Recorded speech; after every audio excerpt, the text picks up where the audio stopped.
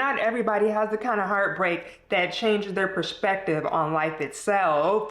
But of course, that shit would happen to me. What the fuck, man? And funnily enough, or rather unfunnily enough, sometimes the most humiliating, This is so humiliating!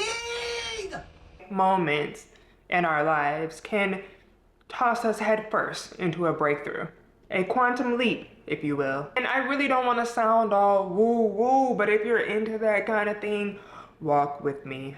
I'm a woman that is really, really big on metabolizing my relationship lessons, right? If you've been subscribed to my channel already, you overstand, okay? Because I've already talked about many of these lessons on my channel. So go check them out if you have not already. I've also had many a breakups. I've had many a heartbreak. Not all of my breakups or heartbreaks were like earth-shatteringly traumatic or devastating, but there is one relationship in particular that blew all of my pre-existing beliefs kind of out of the window. And the more I reflect on it, right, and like Pluto is in microbraids right now, so that's probably why I'm reflecting so hard. But the more I reflect, the more things really start clicking. Everything is starting to make sense. It's clocking to me, and I'm standing on business. Now, I could really deep dive into all of the specific things that happened in this particular relationship, but what's more important is the core illusion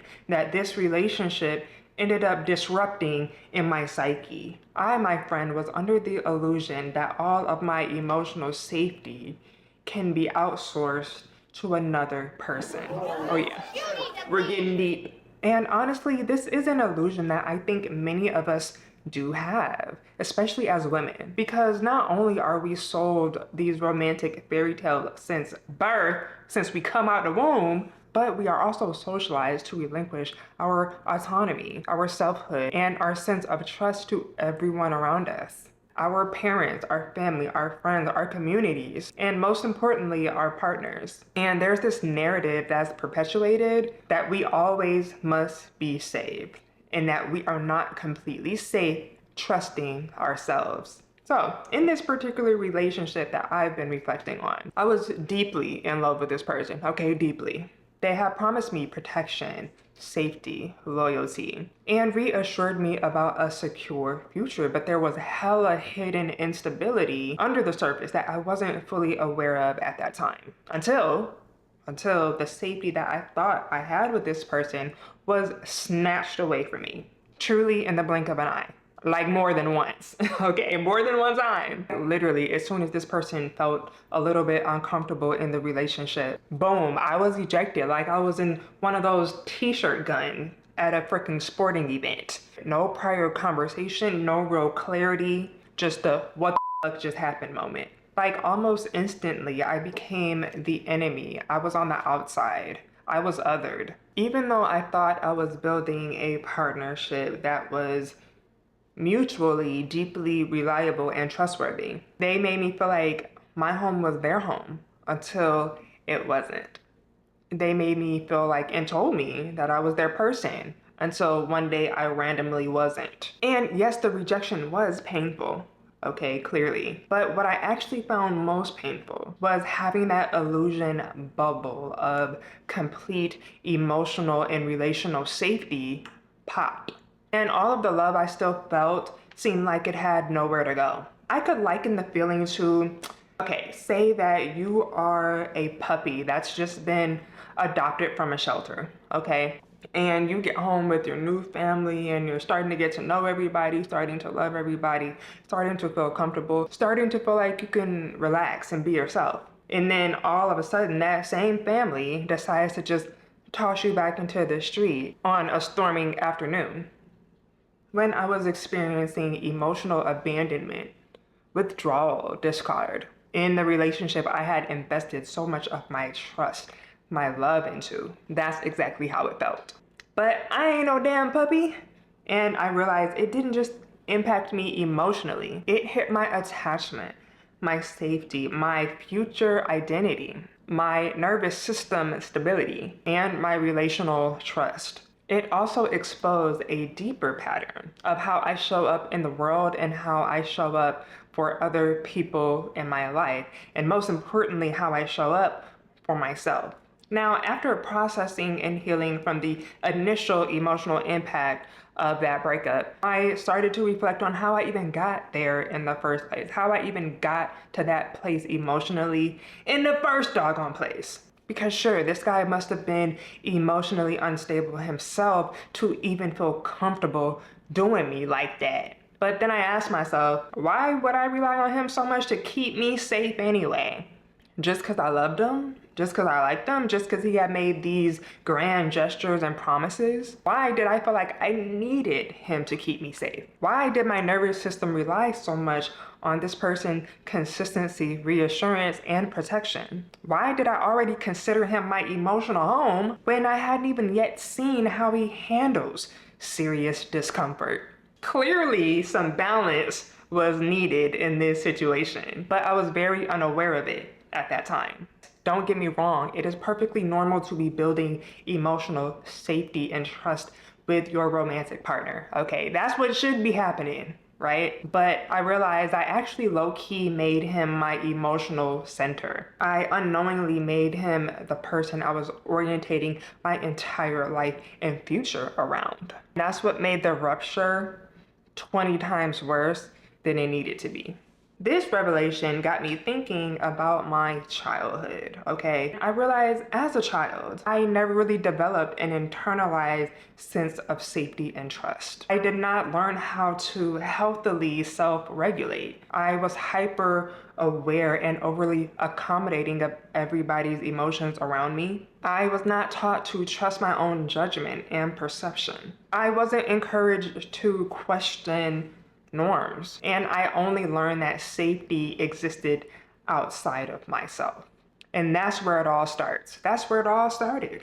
Being someone that was always desperate to secure an external safe place to land, I felt like in that relationship, I could finally emotionally land. I could let my hair down. I could relax, especially because I was in a very transitional space and phase in my life. I was growing, I was learning, I was changing, I was becoming into true adulthood after experiencing a lot of trauma in my 20s. And this guy seemed so secure. He seemed so stable. I mean, he never talked about being in a bad mood. He never talked about feeling off emotionally. He always seemed happy. He always said everything was perfect with me. He seemed so genuine and so gentle to my very battered heart. The relationship seemed to stabilize other uncertain areas in my life at that time, which in turn made me really lean in and heavily emotionally anchor into this relationship, because I thought that being with him marked the beginning of things finally clicking into place for me. I have finally chosen better. So when this guy woke up on a random day, okay, and told me that he doesn't love me anymore, my flabbers were gasted. And the new identity that I thought that I was building with this person within this relationship was shattered. My entire emotional reality came into question. And everything I thought I knew or believed about us was turned on its head. And through all that bewilderment, I didn't even stop and think or realize that I still had myself. I still had me, even though I no longer had him. Even if he wasn't who I thought he was. See, I didn't get into the relationship with a solid sense of inner safety, inner trust, inner self-reliance. And I didn't realize I should emotionally have my own back before I had anyone else's. I didn't even know I could. I had always relied a little too much on other people making me feel accepted, loved, wanted, and respected before I was focused on doing that for myself. How my ex did me was still shitty. Alright, and if you're watching this, you wasn't right for that. Go in your room. Go. But you gave me content gold for probably years to come. So shouts out to you. You stupid. But what happened in that relationship really woke me up to the kinds of things I was unconsciously outsourcing to others when I really didn't have to do that. After the relationship ended, I worked really hard to cultivate a strong relationship with myself based on respect, love, patience, compassion. I had several months of EMDR therapy to unpack my core safety wounds. I went into therapy because I was like, I don't feel safe around nobody. What the hell going on? I didn't just have wounding around safety in romantic relationships, but also with friends and family too. And I had seen in real life that safety isn't always guaranteed with other people. But I soon learned that the safety that I can cultivate within myself is guaranteed and it is reliable. Knowing how I deserve to be treated and not accepting less. Saying no, setting boundaries, making sure I follow my intuition, getting myself out of emotionally unsafe environments if I find myself in one, not staying just because I love somebody, speaking up for myself, advocating for myself, making a conscious choice to not abandon myself for the love and approval of others. That's what real safety is. And now when I think about relationships, if I will ever get into another one or not, because hell, I might not. I don't know, girl. I don't know. There is a little uncertainty there, right? But there's also confidence now that I can handle whatever the hell happens and act in my own best interest because I have me. And maybe that's what I needed to realize all along. I just didn't have the proper foundation or perspective to see that yet. It's very important to note that having a strong sense of inner safety cannot prevent heartbreak. It cannot prevent harm, okay? That's impossible. But it can create continuity of self after heartbreak. You can be heartbroken and still maintain your sense of self-worth, your identity, your openness to new forms of trust and connection. You can feel abandoned by someone and still know at the end of the day you have a home to come back to inside of yourself. And this is the kind of continuity of self that even extends beyond romance. My selfhood is 1,000 times more stable and rooted because people showed me that nothing is ever for sure. Nothing is ever for certain, okay? Now, there is grief in that, but there's also liberation too. Because now I know I can build my life the way that I want and live my life based on how I truly feel and what's actually valuable to me instead of adjusting myself to be loved and accepted, hoping that the chips don't fall. When we outsource so much of ourselves to others, when we depend on people to be our saving grace, to be that one, to be the one, right? Which I don't even believe in the one anymore, okay? But not in a bad way, but in a realistic way, right? But that's for another video. When we outsource so much of ourselves to a particular person, we end up feeling like we have nothing if it ends. Connection is so beautiful and so important, right? But it can be extremely sobering when your internal foundation is too permeable. I think that real internal emotional safety is formed and developed when someone learns, I can survive emotional discomfort. I can trust my own judgment. I can trust my own perception. I can soothe myself. I can maintain a sense of self within connection. I can grieve without totally collapsing. I can love without abandoning myself. If another person walks out on me, that doesn't erase my worth. Connection is meaningful, but not the foundation and the core of my emotional center. I think now I'm finally starting to understand the true value and meaning of interdependence, right? And also the importance of learning to trust people progressively over time without making them the core container of my emotional stability, right?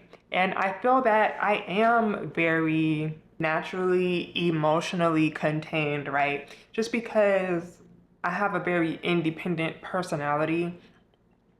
But I feel that in romantic relationships in particular, and with social conditioning and all of that, for a long period in my life, I was very wrapped up in the idea that a man can save me. That there's one person out there that will love me and keep me safe no matter what. Like, I really did have that belief. And it really made me sleep on the amount of safety and trust that I should have been building inside of myself. And I also think that sometimes conditioning is like deep in your subconscious that you don't even realize what you're subscribing to. You don't even realize it, right?